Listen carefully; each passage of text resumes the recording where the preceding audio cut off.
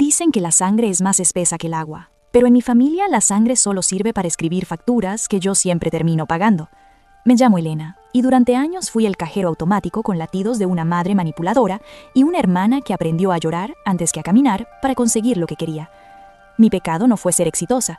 Mi pecado fue creer que si llenaba sus vacíos con billetes, algún día me mirarían con algo parecido al amor y no como a una simple herramienta de logística. Esa mañana, el aire en la terminal de cruceros olía a sal y a esa falsa promesa de felicidad que solo el dinero puede comprar. Yo había pagado por todo: 18 meses de ahorros, de noches en vela diseñando planos y de soportar clientes mediocres para regalarles a mis padres y a mi hermana, Valeria, el viaje de sus vidas. Un crucero de lujo por el Mediterráneo, todo incluido, suites de primera clase. Beatriz, mi madre, lucía un sombrero de ala ancha que yo le había comprado la semana anterior. Sonreía, pero no a mí, sino a la inmensidad del barco. Ricardo, mi padre, se mantenía en su habitual silencio cobarde, evitando mi mirada. Y luego estaba Valeria, aferrada al brazo de Julián, su marido. Julián era el tipo de hombre que vive en el gimnasio, pero tiene la cuenta bancaria en cero. Un parásito encantador que mi hermana insistía en presentar como una víctima del sistema laboral. ¿Tienes los pases, Elena?, preguntó Valeria con esa vocecita aguda que usa cuando está a punto de pedir algo. Están en mi bolso, respondí, sintiendo un extraño nudo en el estómago, un presentimiento que debí escuchar. Caminamos hacia el mostrador de check-in de la línea de lujo. Yo iba al frente, lista para entregar los documentos y abordar. Me imaginaba ya en la cubierta, con un trago en la mano, dejando atrás el estrés de la oficina. Pero cuando la empleada escaneó mi pasaporte, su expresión cambió. Miró la pantalla, luego a mí, y frunció el ceño con esa lástima profesional que te hiela la sangre. «Señora, aquí hay un problema», dijo ella, bajando la voz. «Su reserva ha sido modificada». «¿Modificada? Yo soy la titular, yo pagué», dije, sintiendo cómo el pulso se me aceleraba. «Sí, la titular es usted, pero se recibió una solicitud firmada para cancelar su plaza y reasignar los fondos al suplemento de una quinta persona en la suite principal». Me quedé helada. Giré lentamente hacia mi familia. Mi madre estaba inspeccionando sus uñas. Mi hermana Valeria de repente parecía muy interesada en un folleto turístico. Julián simplemente sonreía con una suficiencia que me dio náuseas. «¿Tienes los pases, Elena?», susurré. Mi madre suspiró, como si yo fuera la que estaba siendo difícil. «Ay, Elena, no hagas una escena aquí. Julián no tenía cómo pagar su boleto y Valeria estaba destrozada. Pensamos que como tú trabajas tanto y siempre puedes viajar en otro momento, no te importaría darnos este gusto. Eres tan fuerte, hija. Tú no necesitas estas vacaciones como ellos». En ese momento, el hook no fue el viaje perdido. Fue darme cuenta de que para ellos, yo no era una persona. Era solo el motor que hacía que sus vidas funcionaran. Y los motores no necesitan vacaciones, solo necesitan seguir produciendo. Me quedé allí, plantada sobre el mármol frío de la terminal, sintiendo cómo el mundo se movía en cámara lenta mientras mi familia se alejaba de mí, no solo física, sino humanamente. La voz de mi madre, Beatriz, resonaba en mis oídos como un zumbido molesto. «Eres tan fuerte, Elena». Esa era la trampa. Me habían condenado a la fortaleza para que ellos pudieran entregarse a su propia debilidad. «¿Estás diciendo que cancelaste mi boleto, el que yo pagué con mi esfuerzo, para que este tipo pueda dormir en una suite a mi costa?» Mi voz no tembló, pero salió cargada de un veneno que ni yo sabía que guardaba. Valeria dio un paso adelante, apretando el brazo de Julián. Sus ojos se llenaron de esas lágrimas de cocodrilo que siempre le habían funcionado con nuestro padre. «Elena, no seas egoísta. Julián y yo estamos pasando por un momento difícil. Este viaje es nuestra oportunidad de reconectar. Tú tienes tu carrera, tus lujos, a ti te va bien siempre. ¿Tanto te cuesta hacernos este favor?» «¿Favor?», solté una carcajada seca que hizo que un par de turistas se detuvieran a mirar. «No es un favor cuando me robas el asiento, Valeria. Es un fraude». Mi padre, Ricardo, finalmente habló, pero solo para terminar de hundir el cuchillo. «Ya está hecho, hija. No arruines el día. Te daremos el dinero después, poco a poco. Ahora déjanos pasar, que el barco no va a esperar». «Te daremos el dinero». Sabía que esa era la mentira más grande de la década. Nunca vería un centavo de ellos. Julián me dedicó una última mirada, una mezcla de triunfo y burla mientras acomodaba su mochila de marca, también pagada por mí en su último cumpleaños, y caminaba hacia la pasarela de abordaje. Los vi alejarse, vi sus espaldas llenas de ingratitud. Mi madre ni siquiera volvió la cabeza para decir adiós. Me quedé sola entre la multitud. El dolor inicial se evaporó en segundos, dejando en su lugar un vacío gélido y sumamente lúcido. Mi mente de arquitecta empezó a trazar un plano diferente. Ellos creían que el viaje acababa de empezar para ellos, pero no sabían que yo tenía las llaves del suministro de combustible. Saqué mi teléfono. Mis dedos se movían con una precisión quirúrgica sobre la pantalla. Abrí la aplicación de la aerolínea y de la línea de cruceros. Como yo era la titular de la cuenta Platinum y quien había registrado las tarjetas de crédito para los gastos a bordo de todas las cabinas, tenía el control total. ¿Quieres un viaje de lujo, Julián?, me susurré para mí misma. Espero que te guste el agua del grifo. Primero, cancelé el paquete de bebidas premium de las 3 habitaciones. Luego, eliminé las reservas en los restaurantes de especialidad y las excursiones privadas en Santorini y Mykonos. Pero el golpe maestro fue otro. Para el crucero, yo había autorizado un crédito abierto vinculado a mi tarjeta personal para que no tuvieran que preocuparse por nada. Entré en la configuración y reduje el límite de gasto de cada tarjeta asociada a 0. Mientras ellos hacían fila para entrar al buffet, yo estaba sentada en un banco de la terminal llamando al banco para reportar mi tarjeta principal como en riesgo de fraude para cualquier transacción que no fuera realizada desde mi ubicación actual. El barco hizo sonar su bocina, un rugido profundo que vibró en mi pecho. Los vi zarpar desde la gran cristalera, pensando que me habían ganado. No tenían ni idea de que acababan de subir a una jaula de oro en medio del océano sin un solo dólar para pagar siquiera un café. Mientras el imponente casco del barco cortaba las olas, alejando a mi familia de la costa, yo caminaba hacia el estacionamiento con una calma que me asustaba. No sentía la rabia caliente de quien ha sido insultado, sentía la frialdad de quien acaba de amputar un miembro gangrenado. Me subí a mi auto, puse mi música favorita y conduje de vuelta a mi casa, una que ellos siempre criticaron por ser demasiado moderna y fría, pero que era el único lugar donde no tenía que pedir perdón por mi éxito. A bordo del crucero, la fiesta debía estar en su apogeo. Me los imaginaba, Valeria pavoneándose con sus vestidos de diseño en el bar de la piscina y Julián pidiendo la botella de champaña más cara para celebrar su victoria sobre la hermana amargada. Pero yo conocía el protocolo de esos barcos. En el momento en que intentas comprar algo, el sistema valida tu tarjeta de crédito vinculada, y la mía estaba muerta para ellos. A las 3 horas de su partida, empezaron las llamadas. Primero fue mi madre. Ignoré el teléfono. Luego Valeria. Silencio. Finalmente, un mensaje de texto de mi padre, el hombre que nunca escribía. Elena, hay un error con las tarjetas. No podemos pedir ni una botella de agua. Llama al banco ahora mismo. Es vergonzoso. Me serví una copa de un vino que ellos jamás podrían costear y me senté en mi terraza. El sol se ponía, tiñendo el cielo de un rojo violento. Decidí responder al chat grupal de la familia, ese donde normalmente solo enviaban fotos de cosas que querían que yo les comprara. No es un error, papá, escribí con una sonrisa gélida. Como bien dijo mamá, soy una mujer fuerte y siempre puedo viajar en otro momento, pero también soy una mujer práctica. Si no estoy en el viaje para disfrutar de los lujos que pagué, no veo razón para que mi cuenta bancaria sí esté allí. He cancelado todos los extras y bloqueado el acceso a mi tarjeta. Espero que hayan llevado efectivo para las propinas y el agua, porque el sistema no les dará nada más. El teléfono explotó. Valeria me llamó 10 veces seguidas. Mi madre envió audios gritando que era una monstruo sin corazón, que Julián estaba pasando hambre porque el buffet gratuito estaba atestado y ellos querían la cena privada que yo les había prometido. Disfruten del paisaje, fue mi último mensaje antes de apagar el celular por el resto del fin de semana. Pasé los siguientes 7 días en un estado de paz absoluta. Fui al spa, terminé un proyecto que me dio una bonificación generosa y dormí sin el peso de sus problemas sobre mis hombros. Mientras tanto, ellos vivían un infierno de lujo limitado. Estaban en un barco de millones de dólares, rodeados de gente opulenta, pero ellos eran los mendigos de la primera clase, sin dinero para internet, sin acceso a las excursiones, viendo las costas de Italia y Grecia desde la barandilla porque no tenían para pagar el transporte a tierra firme. Esa semana comprendí algo fundamental. El respeto de mi familia era proporcional al saldo de mi cuenta corriente. Sin el flujo de dinero, no era la hermana fuerte, era el enemigo. Y si ese era el papel que me tocaba jugar, lo haría con una maestría arquitectónica. El viaje de regreso sería largo, y el reencuentro en casa el inicio de un juego mucho más oscuro. El día que el crucero regresó al puerto, decidí no ir a buscarlos. Me quedé en mi oficina, observando el horizonte desde el ventanal, imaginando sus caras al bajar de esa jaula flotante. Horas después, el sonido de las llaves en la puerta de la casa de mis padres, donde yo aún mantenía una oficina, anunció la tormenta. Entraron como un ejército derrotado. Mi madre, Beatriz, ya no lucía el sombrero de ala ancha con elegancia, lo llevaba arrugado en la mano, con el rostro rojo de indignación y sol. Valeria venía detrás, con los ojos hinchados de tanto llorar, y Julián caminaba con la mirada baja, despojado de esa suficiencia que tanto me irritaba. «Eres una desalmada», gritó mi madre en cuanto me vio sentada con mi laptop. «Nos humillaste frente a todo el mundo. Tuvimos que mendigar por un vaso de jugo porque tu tarjeta no funcionaba. ¿Tienes idea de la vergüenza que pasamos cuando el camarero nos quitó la botella de vino en la mesa?» Cerré mi computadora lentamente.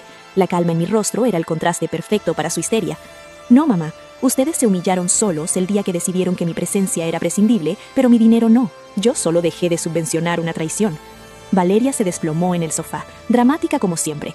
Julián y yo estuvimos a punto de separarnos por esto. No pudimos hacer nada en las paradas. Nos quedamos en el barco como prisioneros mientras todos los demás bajaban a disfrutar de Roma. Elena, nos arruinaste la vida.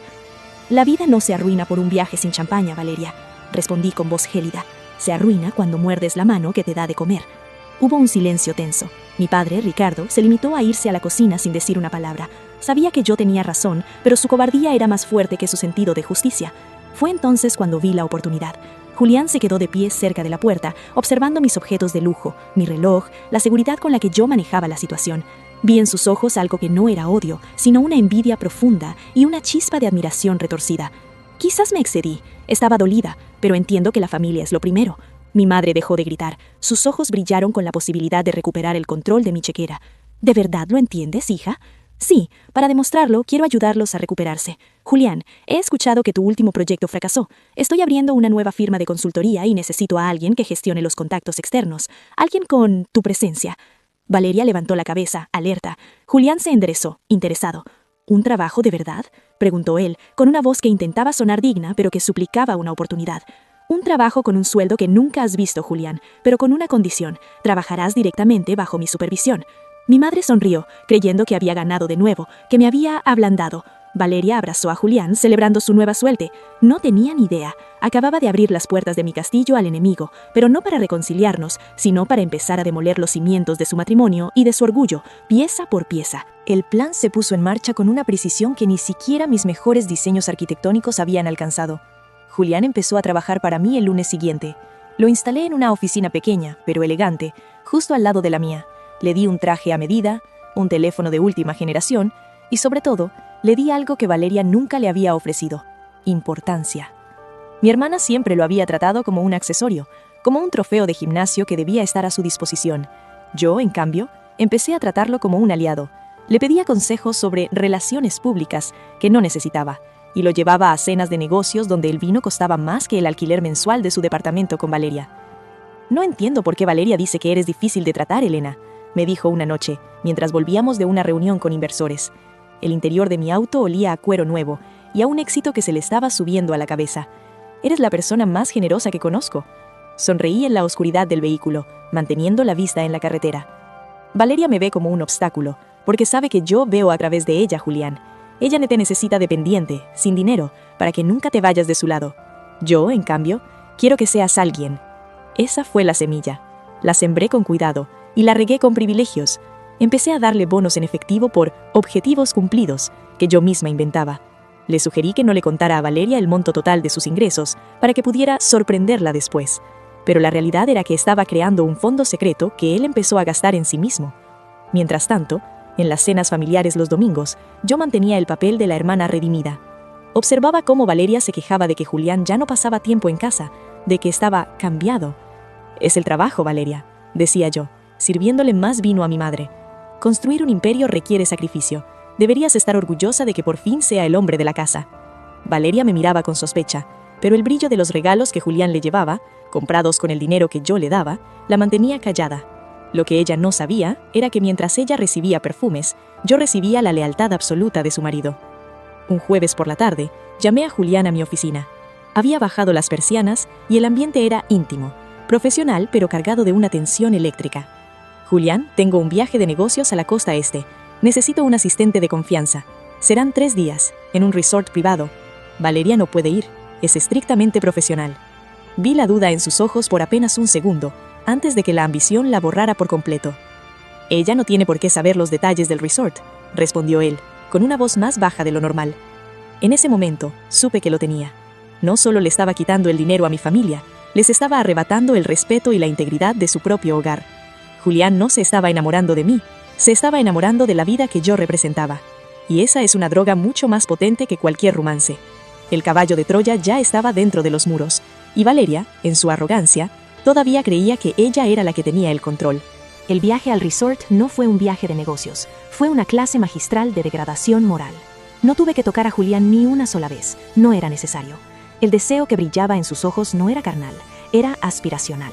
Lo llevé a lugares donde los meseros lo llamaban por su nombre y donde su opinión parecía mover montañas. Le enseñé a pedir el corte de carne exacto, a distinguir un reloj de inversión de una simple joya, y sobre todo, le enseñé el desprecio por la mediocridad en la que vivía con mi hermana. Valeria me llamó 6 veces hoy, dijo él, mientras cenábamos frente al mar. Dice que la casa está hecha un desastre y que mi madre está de mal humor. Me pregunta cuándo vuelvo para arreglar el fregadero. Me eché hacia atrás en la silla, dejando que el reflejo de la luna en el agua enmarcara mi silueta. Un fregadero, Julián. Un hombre con tu potencial, perdiendo el tiempo en tuberías oxidadas porque Valeria no quiere contratar a un profesional con el dinero que tú mismo ganas. ¿No te parece que te están usando como a un empleado doméstico con beneficios? Él apretó la copa de cristal. El veneno estaba haciendo efecto. A veces siento que solo soy eso para ellos, el que hace los mandados de Beatriz y el que aguanta los berrinches de Valeria. Es que eso eres para ellas, Julián. En esa familia, o eres el que paga, dije señalándome a mí misma, o eres el que sirve. Yo elegí pagar para dejar de servir. Tú sigues en el medio, y créeme, es el lugar más doloroso para estar. Esa noche, Julián no llamó de vuelta a Valeria. En lugar de eso, se quedó conmigo hasta la madrugada, hablando de nuestro futuro éxito. Le hice creer que estábamos construyendo algo juntos, una sociedad secreta donde él era el cerebro y yo el músculo financiero. Le permití creer que él era especial, no por ser el marido de mi hermana, sino por ser Julián. Al regresar del viaje, el contraste fue brutal. Entrar en la casa de mis padres para la cena de los domingos fue como pasar de una película en alta definición a un televisor en blanco y negro con estática. Valeria estaba en pijama, quejándose de una migraña, y mi madre, Beatriz, empezó de inmediato con su lista de demandas, que si el jardín necesitaba abono, que si la luz estaba muy cara, que si yo debía pagar la renovación del seguro del auto de papá. «Julián, ayúdame a traer las bolsas del mercado del auto», ordenó mi madre sin siquiera mirarlo. Julián se quedó inmóvil. Vi cómo se le tensaba la mandíbula. El hombre que ayer bebía coñac de 100 años frente al océano, hoy era el mandadero de una señora que ni siquiera le daba las gracias. «Págale a alguien para que lo haga, Beatriz», respondió él con una frialdad que dejó a toda la mesa en silencio. Valeria se levantó del sofá, con los ojos entrecerrados. «¿Qué te pasa? Has vuelto muy subidito de ese viaje con mi hermana. ¿Te crees que por trabajar una semana ya eres el dueño del mundo?» «Me creo que merezco más que esto, Valeria», dijo él, mirándola con un asco que no pudo ocultar. Me llevé la copa a los labios para ocultar mi sonrisa. La erosión estaba completa. Los cimientos del matrimonio de Valeria estaban tan carcomidos que solo hacía falta un pequeño empujón para que todo el edificio se viniera abajo. Y ese empujón lo daría yo, muy pronto, frente a todos. Había organizado una cena de celebración. El pretexto era el cierre de un contrato millonario que, supuestamente, Julián me había ayudado a conseguir. Reuní a todos en mi casa, un lugar que ellos rara vez visitaban porque mi seguridad los hacía sentir pequeños. La mesa estaba servida con una opulencia que rozaba lo obsceno, porcelana fina, cubiertos de plata y un silencio que cortaba como un bisturí. Mi madre, Beatriz, estaba encantada, ajena al abismo que se abría bajo sus pies. Mi padre, Ricardo, bebía su vino intentando pasar desapercibido. Y Valeria lucía un vestido que yo le había sugerido, uno que la hacía ver desesperada por atención frente a la elegancia sobria de mi propia casa. Julián estaba a mi derecha. Su lenguaje corporal ya no pertenecía a esa familia. Se inclinaba hacia mí, buscando mi aprobación con la mirada en cada frase. «Quiero hacer un brindis», dije, levantándome lentamente. El sonido del cristal chocando con la plata hizo que todos guardaran silencio. Por la familia, porque al final del día todos recibimos exactamente lo que merecemos. «Salud por eso», exclamó Beatriz, alzando su copa. «Sabía que recapacitarías, Elena. No hay nada como el perdón». «No es perdón, mamá, es justicia», corregí con una sonrisa que no llegó a mis ojos. «Julián, ¿por qué no le cuentas a Valeria sobre tu nuevo plan, ese que discutimos en el resort?» Julián se aclaró la garganta, evitando mirar a su esposa. «He decidido que voy a mudarme a la ciudad, Valeria. Elena me ha ofrecido la dirección de la nueva sucursal. Es una oportunidad que no puedo dejar pasar». Valeria dejó caer el tenedor. El sonido metálico resonó en el comedor. «¿Mudarte? ¿Y yo qué? Nosotros vivimos aquí. No podemos mudarnos así como así». «Verás, Valeria, el contrato de Julián tiene una cláusula de exclusividad y discreción, y después de analizar su rendimiento y su lealtad, hemos llegado a la conclusión de que su entorno familiar actual es un lastre para su crecimiento profesional». «¿De qué demonios estás hablando?», gritó Valeria, levantándose de la silla. «Es mi marido. Julián, dile algo». Julián no la miró. Se limitó a observar el contenido de su copa. «Elena tiene razón, Valeria. Estoy cansado de ser el que siempre pierde para que tú y tu madre se sientan cómodas. He solicitado el divorcio esta tarde. Los papeles te llegarán mañana a casa de tus padres». El grito de mi madre fue ensordecedor. Pero el de Valeria fue un aullido de puro dolor y traición. Empezó a lanzarme insultos, a llamarme ladrona de maridos, a decir que yo había planeado esto desde el puerto. Tú lo sedujiste, lo compraste con tu maldito dinero, chillaba Valeria, con la cara desfigurada por el llanto. No necesité seducirlo, hermana, dije acercándome a ella hasta que nuestras caras estuvieron a centímetros. Solo tuve que mostrarle quién eres realmente, una parásita que solo ama lo que los demás pueden darle. Él no se va conmigo porque me ame, se va porque me teme y me respeta, algo que tú nunca inspiraste. En ese momento saqué un sobre del cajón del aparador y lo puse sobre la mesa. Y por cierto, mamá, papá, aquí están las facturas detalladas de todo lo que he pagado por ustedes en los últimos 10 años, desde la hipoteca que salvé en secreto hasta los arreglos dentales de Valeria. También están los documentos de propiedad de la casa donde viven. Está a mi nombre, no al de ustedes. Tienen 30 días para desalojar o empezar a pagar una renta de mercado. El silencio que siguió fue absoluto. Solo se escuchaba la respiración agitada de mi madre, que de repente parecía haber envejecido 20 años. Julián se levantó, tomó su saco y caminó hacia la puerta de salida, esperándome. Los miré por última vez. Eran pequeñas figuras rotas, rodeadas de un lujo que ya no les pertenecía. La deuda de sangre estaba cobrada. Después de que la puerta de mi casa se cerró tras ellos, el silencio que quedó no fue de paz, sino de una pesadez absoluta. Julián me esperaba en el vestíbulo, con esa mirada de cachorro agradecido que ahora me resultaba patética. Le entregué las llaves del departamento de la empresa y le pedí que se fuera. No había nosotros, él era solo una pieza que había movido en el tablero para dar el jaque mate. Cuando me preguntó cuándo nos veríamos para cenar, simplemente le cerré la puerta. Él no era un aliado, era el recordatorio de que todo hombre tiene un precio, y el suyo había sido asquerosamente barato. Caminé por mi sala, ahora vacía, sosteniendo una copa de vino que ya no me sabía a nada. Miré las fotos en mi teléfono, las imágenes del puerto, los mensajes de odio de Valeria, los audios suplicantes de mi madre que empezaban a llegar uno tras otro. Los bloqueé a todos, uno por uno. Sus nombres desaparecieron de mi pantalla, pero no de mi memoria. La venganza tiene un sabor metálico. Es satisfactoria en el momento del impacto, como el choque de dos autos de lujo, pero cuando el polvo se asienta, te das cuenta de que tú también estás entre los restos. Logré lo que quería. Les quité el techo, les quité el orgullo y les quité el juguete que usaban para presumir frente a sus amigas. Los dejé en la calle de la que yo misma los había sacado con años de trabajo duro. Me senté en mi balcón, observando las luces de la ciudad. A lo lejos, el mar parecía una mancha negra e infinita. Pensé en el crucero, en ese viaje que nunca hice. Irónicamente, ahora tenía todo el dinero del mundo para comprar 10 barcos iguales, pero no tenía a nadie con quien compartir el camarote que no fuera un parásito o un traidor. La gente cree que la soledad del éxito es un mito, algo que decimos los que estamos arriba para que los de abajo no nos tengan envidia, pero es real. Es una habitación fría y hermosamente decorada donde el único eco es el de tus propios pasos. He destruido a mi familia para salvarme a mí misma, y si me preguntan si lo volvería a hacer, la respuesta me aterra más que su odio. Sí, 1000 veces sí, porque prefiero estar sola en la cima que ser el escalón de quienes me desprecian mientras me usan. Mi madre me llamó desde un número desconocido a medianoche. No contesté, pero escuché el mensaje. No había gritos esta vez, solo un sollozo roto preguntándome cómo podía ser tan fría, cómo había olvidado quién me dio la vida. Borré el audio. La vida me la di yo misma cada vez que me levanté para trabajar mientras ellos dormían. Mañana empezaré un nuevo proyecto, un edificio de cristal y acero, tan alto que las sombras de la gente pequeña no puedan alcanzarlo. Al final, los arquitectos construimos muros por una razón, para mantener el caos afuera. Y mi muro ahora es impenetrable. Soy Elena, soy exitosa, soy libre y soy la mujer más sola que jamás conocerás. Pero al menos nadie vuelve a cancelar mi boleto.